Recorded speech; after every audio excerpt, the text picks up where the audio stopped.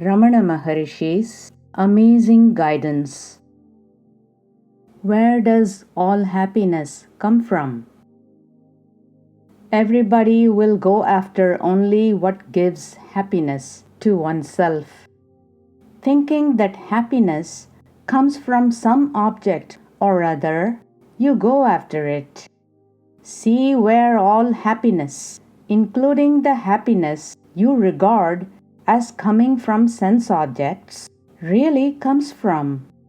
You will understand that all happiness comes only from the self, and then you will always abide in the self. A number of visitors arrived. One of them asked, Bhagavan, what is meant by self-realization? Materialists say there is no such thing as God or self. Maharshi, never mind what the materialists or others say, and don't bother about self or God. Do you exist or not? What is your idea of yourself? What do you mean by I? Visitor, by I don't understand it to be my body, but something within my body. Maharshi, you concede that I is not the body, but something within it. See then from where the I arises within the body. See whether it arises and disappears or is always present. You will admit that there is an I which emerges as soon as you wake up, sees the body, the world, and all else, and ceases to exist when you sleep.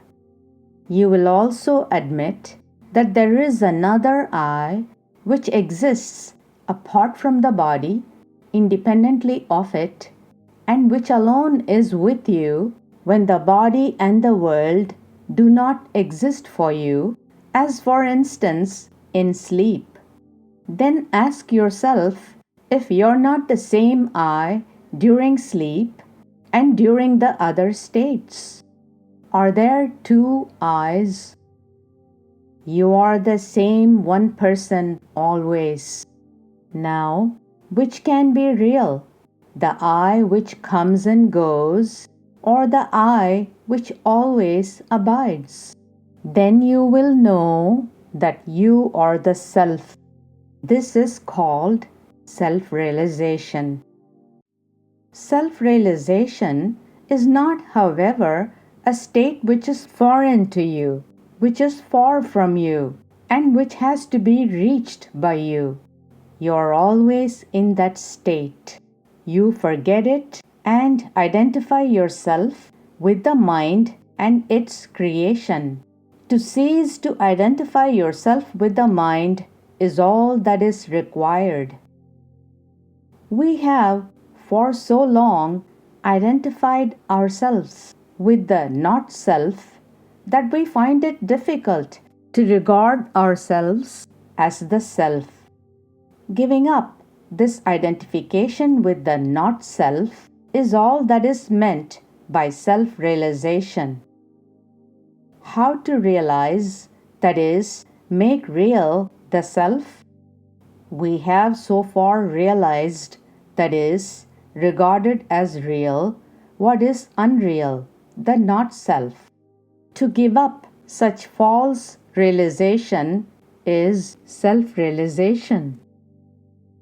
Later, a visitor said to Bhagavan, I want to ask Maharishi a question which is troubling me. How to control the wandering mind? Maharshi, this is nothing peculiar to you.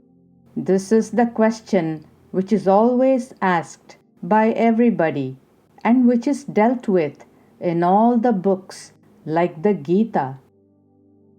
What other way is there except to draw in the mind as often as it strays or goes outward and to fix it in the self as the Gita advises? Of course, It won't be easy to do it. It will come only with practice or sadhana. Visitor. The mind goes after only what it desires and won't get fixed on the object we set before it. Maharshi. Everybody will go after only what gives happiness to oneself. Thinking that happiness comes from some object or other, you go after it. See where all happiness, including the happiness you regard as coming from sense objects, really comes from. You will understand that all happiness comes only from the self, and then you will always abide in the self.